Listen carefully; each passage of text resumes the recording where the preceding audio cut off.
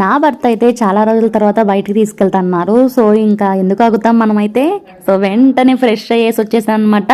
And ఎక్కడికైనా వెళ్ళేటప్పుడు నాకు ఈ విధంగా దండం పెట్టుకోవడం అయితే అలవాటు అనమాట. ఎందుకంటే అనుకున్న పనులన్నీ మంచిగా పూర్తయి ఇంటికి రావాలి క్షేమంగా అని.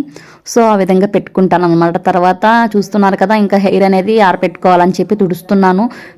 నాకేమో పెద్ద కురులు ఉన్నట్టు ఫోర్స్ కొడుతున్నాను అనమాట.